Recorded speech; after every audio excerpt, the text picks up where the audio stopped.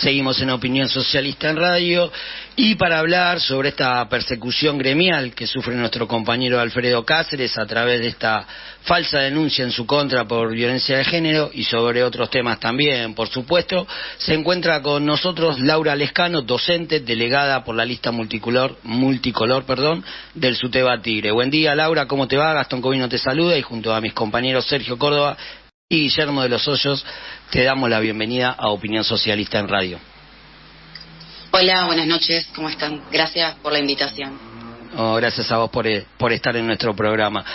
Y bueno, arrancando, Laura, te queríamos preguntar, vos estuviste presente el día que el equipo directivo de la escuela número 39 de Tigre realizó esta denuncia falsa por violencia de género contra nuestro compañero Alfredo Cáceres, y nos gustaría que le cuentes a nuestra audiencia qué fue exactamente lo que ocurrió ese día en la escuela, ¿no? Sí, bueno, básicamente lo que sucedió ese día, que fue el 16 de marzo, el contexto en el que estábamos era un contexto de ola de calor, me imagino que lo recuerdan.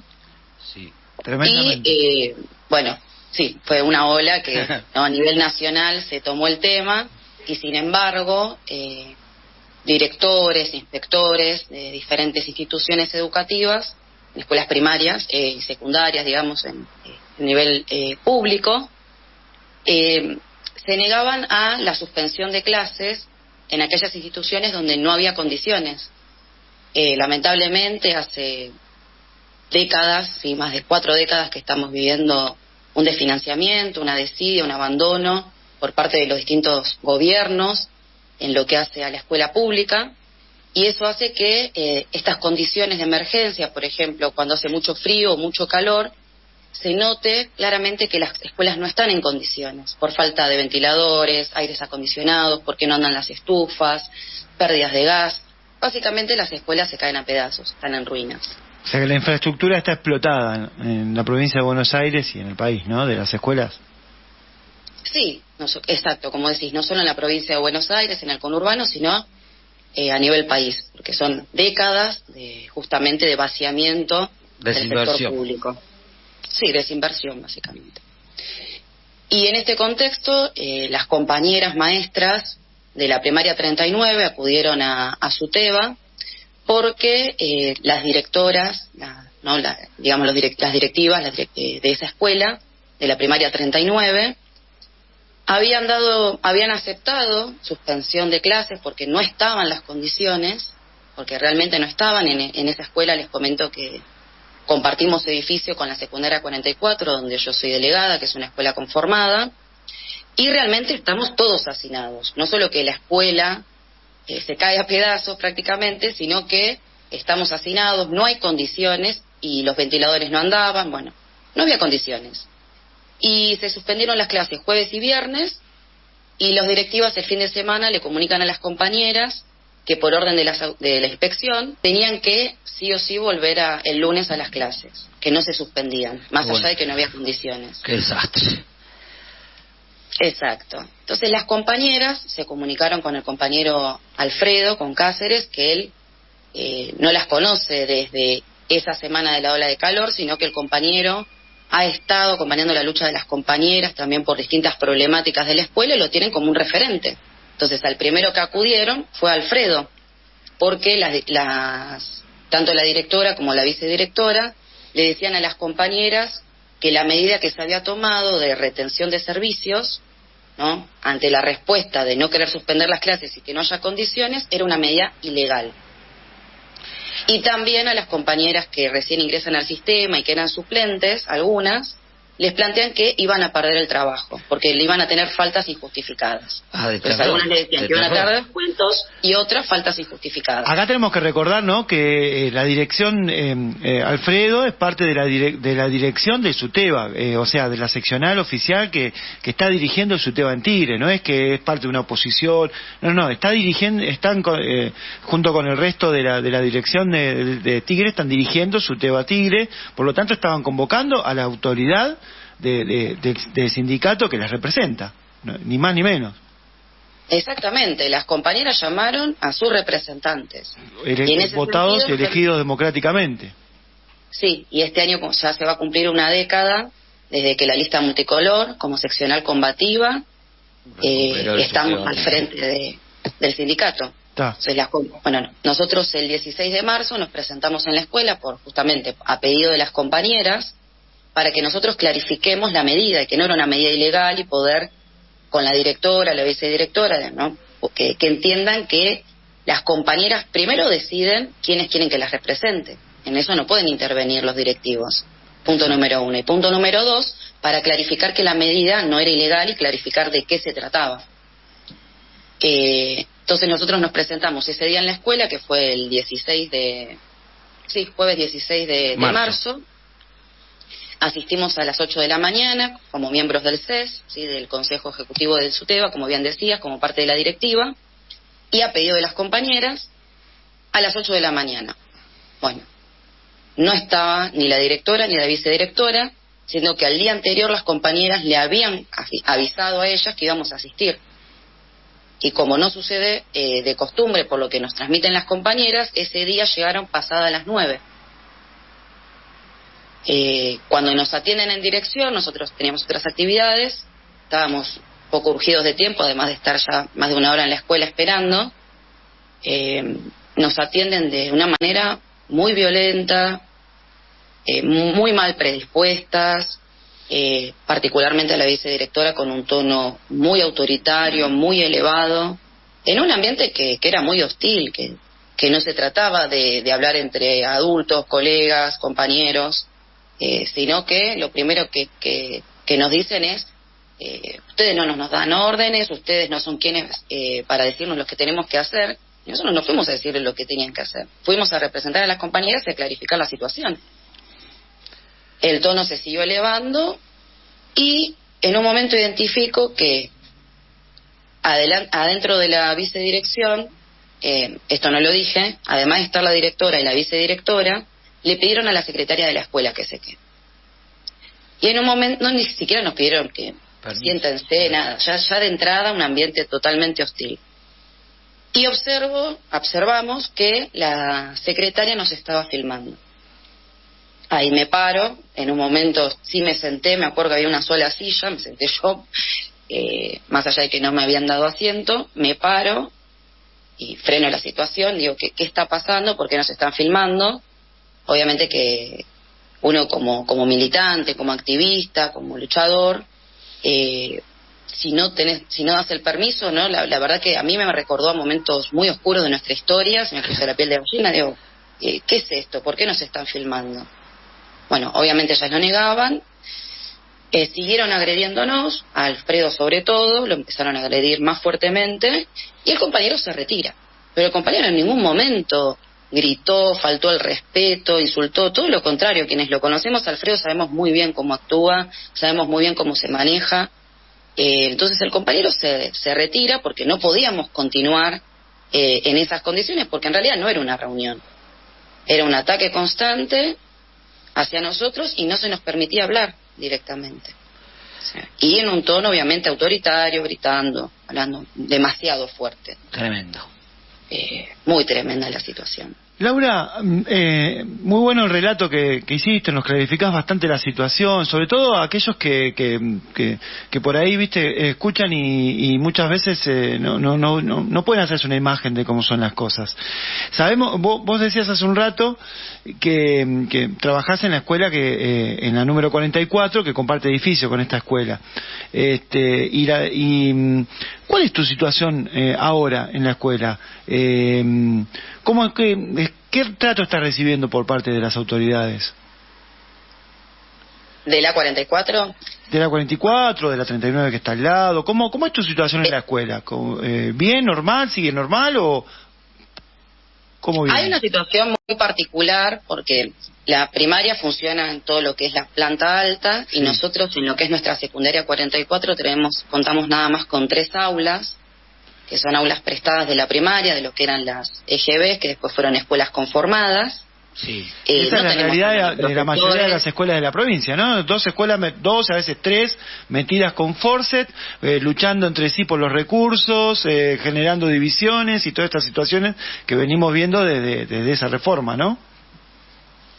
Sí, condiciones laborales pésimas y condiciones de enseñanza pésimas también, porque estamos hacinados, claro. Además de que nos falta de todo. Por ejemplo, en la escuela donde soy delegada me presenté el año pasado, esta semana, hago paréntesis, estoy bastante agotada porque estamos con elecciones a delegados en toda la provincia y bueno, obviamente los delegados multicolor estamos dando una pelea no solo con las ideas sino obviamente con el cuerpo. Se tienen que multiplicar además en tareas.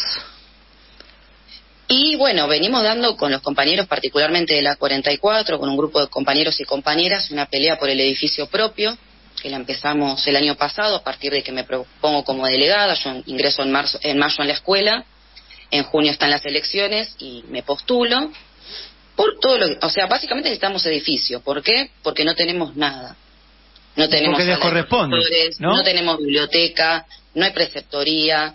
La dirección es dirección / secretaría / preceptorías, un lugar de 2x2. Hoy, por ejemplo, volvimos a insistir al consejo escolar, un aula le faltan 2 vidrios, no están las perillas de las estufas, el comedor no está funcionando bien, el SAE hace ya más de un mes, le están dando una figacita con un poco de fiambre a los estudiantes, o sea, y quiero caracterizar la población tanto de la 39 como de la 44, que es la misma comunidad. Si bien está en una escuela, es en un lugar céntrico de Tigre, que es la Avenida Italia, que es paralela a la Avenida Cazón, que es la avenida principal. La mayoría de los estudiantes provienen del barrio Almirante Brown, conocido como Villa Garrote, una comunidad muy carenciada que obviamente esto que estaban hablando anteriormente, ¿no? La crisis económica que estamos viviendo, cómo los laburantes somos variable de ajuste, cómo hay trabajadores que estamos empobrecidos, bueno, ni hablar esos sectores populares que están súper golpeados por la crisis y se sabe de esta necesidad y sin embargo no llegan los recursos del consejo escolar. Yo estuve el año pasado hablando junto con los compañeros del sindicato en una reunión con el presidente Adrián Pinto del Consejo Escolar, donde se comprometió por escrito a garantizar un SAE nutritivo, porque también fuimos con el reclamo porque no andaban las estufas con las temperaturas bajas y los sanguchitos que les daban era con tomate verde. No. Indigno. Se comprometió a mandar viandas como correspondían y otra vez está sucediendo lo mismo.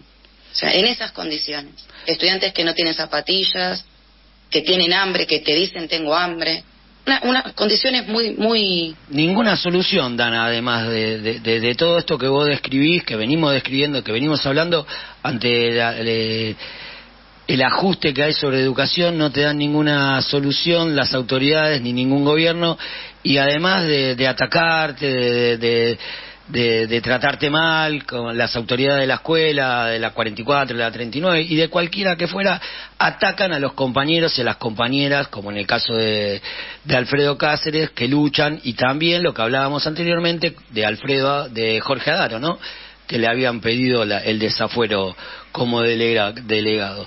Laura, bueno, cambiando un poquitito de tema, pero no tanto también porque tiene que ver, te quería preguntar, sabemos que vos en el año 2017 fuiste víctima de un caso de violencia sexual. En primer lugar, te queríamos preguntar si querés contarnos sobre el hecho y en qué situación se encuentra esa causa hoy. Y en segundo lugar, nos parece pertinente preguntarte esto, ya que sos sobreviviente de un caso de violencia sexual, sos militante feminista y hoy estás decidida a salir como testigo, como te acabamos de escuchar también, en defensa de Alfredo Cáceres, que fue denunciado por violencia de género precisamente. ¿Cómo te encontrás vos ante esta situación, Laura? Sí, voy a tratar de ser lo más breve para comentar el caso. El 3 de mayo del 2017, el día en que Macri anunció el 2x1 a los genocidas, sí, salí a las 8:15 de la Universidad Nacional de General Sarmiento, una universidad que queda muy cerca de lo que es Campo de Mayo. Había salido del examen y me iba caminando hacia Lemos para tomar el colectivo y regresar a mi casa. Y en el camino me cruzo con un cabo y 3 soldados que no estaban vestidos obviamente con el uniforme, sino que estaban de civil, y el cabo Caucota me abusó sexualmente. En la calle, esto fue todo en la Ruta 8 y Gutiérrez. Fue bastante, obviamente, una situación horrible, ¿no? Porque obviamente entenderán la situación de noche, no pasar esta situación. Bueno, básicamente lo que quisieron fue que yo empecé a gritar, escuchó un vecino, llamó a la policía. Yo en ese momento trataba de fingir que agarraba mi teléfono y que estaba hablando con alguien, no estaba hablando con nadie, que esto también lo declaré en la causa, sino que fue una forma de defenderme para caminar rápido. Y uno de los soldados, que es Mamani, me pedía el documento, me decía que él lo iba a arreglar, que no tenía que llamar a la policía, que ellos iban a hacer cargo.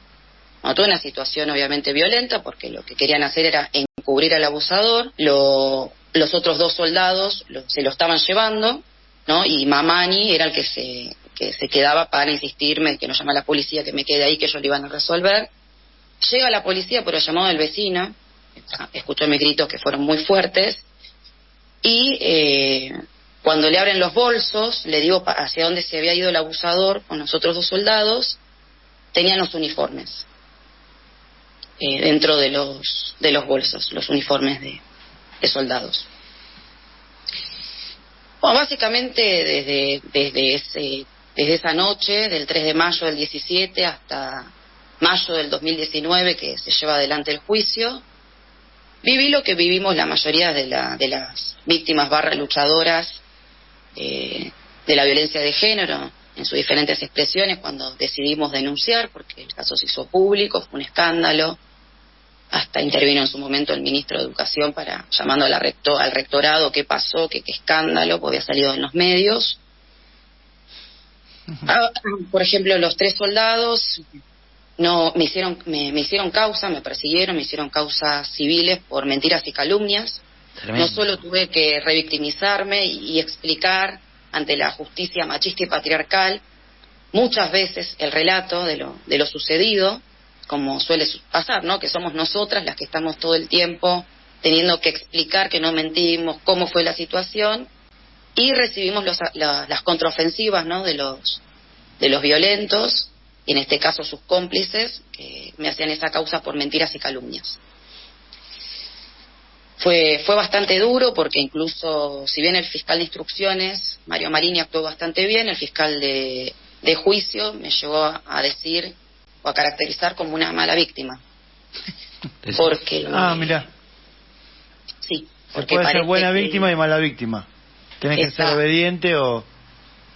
Claro, hay que estar ¿no? con un temple de sumisión, ¿no? de agachar la cabeza, estar llorando desconsoladamente, porque si mostrás fuerza de lucha más allá del dolor, porque no estás sola, porque entendí desde el primer momento que me pasó esto, que teniendo la conciencia que tengo como feminista socialista, porque no solo me reivindico feminista, sino feminista socialista, tengo una conciencia y lucho contra todas formas de opresión y explotación que nos genera este régimen, este sistema capitalista, explotador hasta la médula, que el silencio, que hablaba por mí, hablaba por todas, y que al hablar yo podía darle la posibilidad a otras compañeras de que hablen. Hicimos una gran campaña en la universidad durante 2 años sin parar, hasta que, bueno, finalmente se llegó al juicio y el cabo quedó condenado por abuso sexual simple. O sea, que es decir, que se demostró que yo estaba diciendo la verdad, más allá de que me decían que era una mala víctima, más allá de que me intentaron de disuadir, que haciendo approbation me ofrecieron juicios abreviados, porque el argumento del fiscal era que podía perder en el juicio oral. Le dije, no. Yo dije la verdad, incluso las pericias psicológicas estuvieron de los peritos de mi parte, ¿no? Que decían que mi relato era verdadero, verídico y conteste, y que no había fabulaciones. En cambio, las pericias del imputado no era así, de mi abusador, del abusador Caucota. Y también lo exoneraron, porque, bueno, Campo de Mayo, saben que es otras actuaciones que tienen que hacer como parte de esa fuerza, y todo dependía de si el abusador quedaba libre o no, si era culpable o no. Finalmente, porque fue culpable, no declarado culpable, lo exoneraron de Campo de Mayo. Después, en el 2020, en medio de la pandemia, justo el 3 de mayo, cuando se cumplían otros, porque para mí ya es un aniversario, pues es lo que no me olvido más. Sí. Muy terrible todo lo que viví, en el medio no conté. Por supuesto, claro. Me iniciaron una causa, el mismo militar, una causa al fiscal de instrucciones Mario Marini, a la rectora Gabriela Ricker de la universidad y a mí, porque decían que era una causa armada. Incluso me pincharon el teléfono. A una kirchnerista, a un fiscal de la Nación y a una trosca. O sea, y todos conspirábamos contra 4 militares. Bueno, me río porque, bueno, fue así. Ahora me puedo reír, pero la verdad es que fueron 2 años muy duros, donde la pasé muy mal, donde a pesar del acompañamiento y la solidaridad, es una situación muy, muy fea, porque viví múltiples persecuciones por parte de esta gente hasta llegar al juicio. Fue muy duro también poder llegar al juicio, como sabemos, ¿no? Incluso para muchos es bastante rápido en 2 años, porque hay causas que todavía, como la que van a tratar en el programa, por ejemplo, Anaí Benítez, todavía no sabemos qué pasó con Anaí, todavía seguimos exigiendo justicia por Anaí y que los verdaderos culpables sean condenados. Exacto. Y bueno, y a los otros 3 no los dejan hacer carrera dentro de Campo de Mayo, fueron las últimas actuaciones que pude llegar a tener de noticias, es decir, que no van a poder avanzar del rango de soldados, hacer carrera, digamos. Esa es la situación general. Laura, la verdad que es conmovedor escucharte, es un ejemplo para todos y todas, y sobre mucho no podemos agregar, es solamente agradecerte y vemos también la valentía que generás y el lugar que estás ocupando también en esto de lo que decíamos antes, ¿no? A pesar de todo esto, decidiste salir de testigo en defensa de Alfredo. La verdad que es buenísimo. Mira, tenemos 1 minuto más antes de ir a la tanda. No sé si querés agregar algo más, compa. Desde ya, como siempre, y como le dijimos a Jorge y como le decimos a todas las compañeras y a todos los compañeros, siempre tienen el micrófono abierto de nuestro espacio para decir lo que quieran, y en este caso, si querés cerrar vos la entrevista, te damos la última palabra, compa.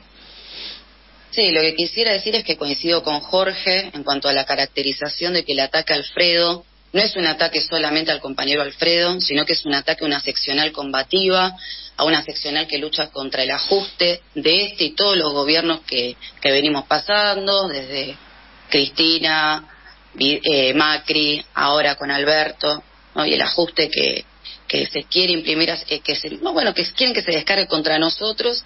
Y obviamente lo que quieren hacer es lo que vienen haciendo, considero yo, al menos es lo que creo, del 2014, en toda la zona norte y en todos los cuerpos delegados, el querer atacar las comisiones internas, porque acá en la zona lo hemos vivido bastante, Lear, Gestam, Kromberg, entre PepsiCo, entre otros ataques, y consideramos que este es otro ataque a la única seccional o a la más fuerte, combativa que queda en el conurbano, que es Tigre, porque es así, que no solo nosotros estamos acompañando la lucha de los compañeros docentes, sino que es un sindicato que se solidariza con todas las luchas de los explotados y oprimidos ante cada injusticia, y eso es lo que quieren reventar esa seccional combativa, y no lo vamos a permitir, y por eso también defendemos al compañero, no solo porque fui testigo y estuve ahí, sino porque es obvio lo que quieren hacer, que es reventar la seccional de Tigre, y no lo van a lograr, porque vamos a seguir luchando, porque luchamos todos los días y vamos a